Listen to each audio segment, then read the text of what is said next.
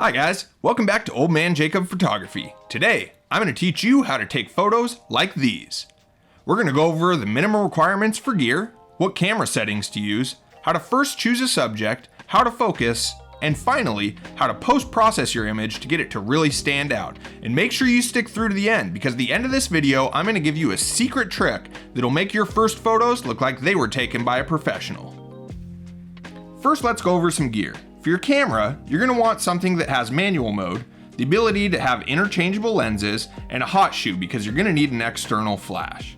Basically, any DSLR from the past 10 years is going to work. For a lens, you're going to want to get your hands on a macro lens. Now, if you can't afford a macro lens, you can get by with some extension tubes and a Raynox Magnifier. You're also going to need a Speedlight and a Diffuser. Now, any Speedlight will work, but if you want to get a cheap one, look at the Meiki MK320. I have a separate video going over the advantages and disadvantages of this Speedlight, so make sure to check it out before you buy it. For diffuser, you can get a cheap diffuser like this one off of Amazon. There are links to this stuff down in the description. Now I'll have a separate video comparing gear, but for now I'm going to assume that you at least have a camera and a macro lens, or at least enough extension tubes to take you to 1:1 magnification. Now for the settings. If you have the ability to save to RAW or RAW plus JPEG, do it. This is going to allow us to post-process our images to make them really stand out. Again, I'll have a separate video on complete settings, but the most important for your first time out are going to be your general manual mode settings. To keep things simple, set your aperture at f11. Set your shutter speed at 1/160th of a second, or as close as it'll get to that, and set your ISO to 100. To set your flash power, you can either set it to TTL mode, or just take some pictures of your thumb and adjust the flash power until the exposure looks correct. Alright, so we've got our equipment and we got our camera set up. Now it's time to find your first subject. If you're raring to go, you can go ahead and take a picture of a Lego man or something, but I prefer to photograph insects. Now the ideal insect is going to be one that's slow and lazy. Stink bugs are an excellent first subject. You could also go with an orb weaver, or really about any kind of insect if it's early in the morning when they're moving slow. Now if you're having trouble finding a suitable bug, just slow down. There are insects everywhere, and sometimes if you just stop and wait for a while, you'll notice a bunch of insects around that you didn't see before. Now that you've got your subject, we're going to have to get it in focus before we can take its picture. Focusing in macro photography is done by rocking your body back and forth. Your camera's zoom and focus will be at a fixed point, and you need to move to make that point match your subject. Just aim your camera at the subject and very slowly move towards it until it becomes sharp. At this magnification, only a small part of the subject will actually be sharp. So if you can make the sharpest part of your photo the eye, then you're doing great. Now you're probably gonna have to take multiple shots to get one where the eye is actually in focus. Don't worry, this is totally normal. Even professional photographers are gonna miss more than half of their shots. Just take as many photos as you can, and one of them's probably gonna turn out. If you're finding this video helpful, don't forget to drop a like below so I know I'm doing a good job. Congratulations, if you followed the steps this far, you have your first macro photo. It's exciting. And we want to take that macro photo to the next level, and for that we're going to need to use Lightroom, Photoshop with Camera Raw, or some kind of equivalent like Capture One. Now if you don't have any of those things, or you don't want to buy any of those things, that's fine. Just distribute your JPEG and you'll be good to go. Once you have your photos in Lightroom, you're going to want to find the best one. Ideally, the eye is going to be in focus. So go ahead and check through your photos until you find one that'll work. I like this one here. Then we'll open up the developing tab. Once inside the developing tab, you're typically going to start with the crop tool. If you're putting this on Instagram, you may choose a suitable aspect ratio. We'll do something like this.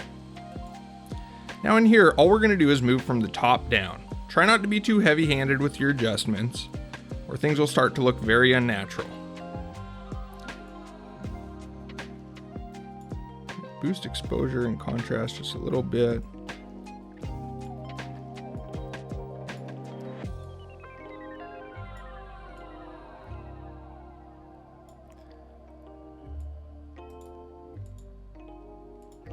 There.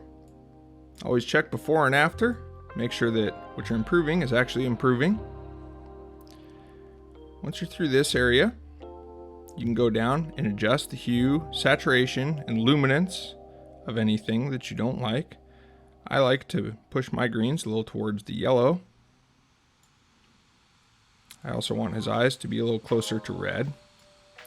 And then in saturation, I want to accentuate some of these colors that are in his wings here. I'm going to boost all of this. I'm going to actually desaturate the green a little bit.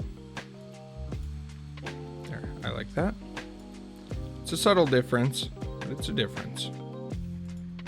Now, if you'd like to see a more in-depth video on how to go through and make decisions in Lightroom, let me know down in the comments below. This is just going to be a very brief overview to get you started. Here in the color grading tab, I find the easiest way to use this is to go one by one.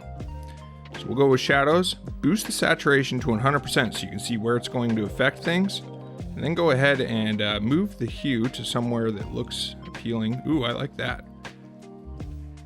And just mix it in gently. We'll do the same here. Looks good.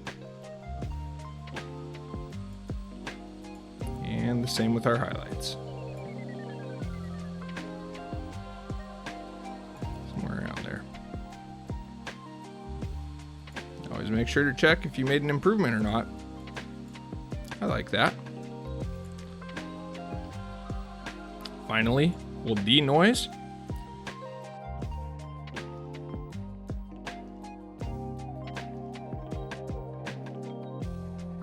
The denoise computation is finished, so now we're just going to go ahead and export this photo. You go to File, Export, pick a folder, give it a name. We'll call it YouTube Fly. Then export. And there we have it. A beautiful first macro photo ready to share with the world. And why not share it now? Upload your first photo to Instagram and tag me at oldmanjacobmacro. I'd love to see what you photographed. Now, of course, there's much more to learn, so make sure that you're subscribed so that you don't miss out on any of the more in-depth tutorials. At the beginning of this video, I promised you a trick that would take your first macro photos and make them look like they were taken by a professional. Here it is. This cheap little perfume atomizer off Amazon. So you can fill this thing with water and then gently mist around your subjects. Just look at the difference between misted and not misted. This is a quick way to really take your photos to the next level. Just make sure when you're misting that you spray to the side of them and not directly on them. If you spray directly on them, you risk harming your subject. And plus, by spraying to the side and letting it float onto the subject, you're going to get much better looking mist anyways. Alright, you are officially now a beginner macro photographer. Make sure to give this video a like and subscribe if you want to see more. I'm going to be watching out for your tagged photos on Instagram. See you next time.